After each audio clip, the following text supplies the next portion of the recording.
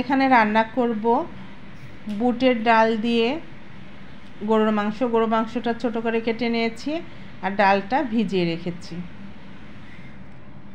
এখন মাংসটাতে সব মশলা মাখিয়ে বসিয়ে দেব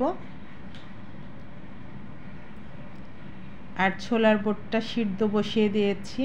মাংসটা সব মশলা, তেল, পেঁয়াজ, আদা, রসুন সব কিছু দিয়েছি, দিয়ে এটাকে একটু ভালো করে মাখিয়ে নেব। হাতে মাখিয়ে বসিয়ে দেব রান্নাটা। ডালটা সিদ্ধ বসিয়ে দিয়েছি, এটা কিছুক্ষণ সিদ্ধ হবে।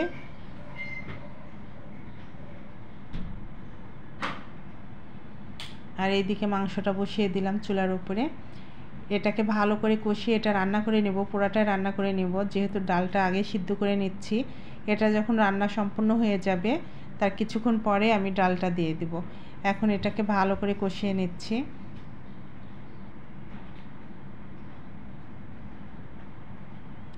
এই ডালটা আমার মোটামুটি সিদ্ধ হয়ে আসছে।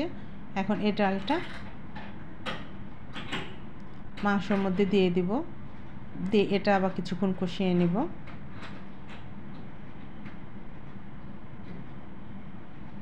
এইভাবে ডাল রান্না করলে পরোটা, রুটি বা ভাতের সঙ্গে অনেক ভালো লাগে।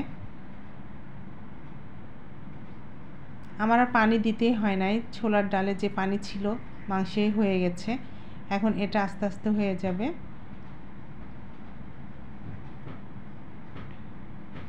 এই তো এরকম হবে, এখন মোটামুটি হয়ে আসছে। এখন নামিয়ে নেব।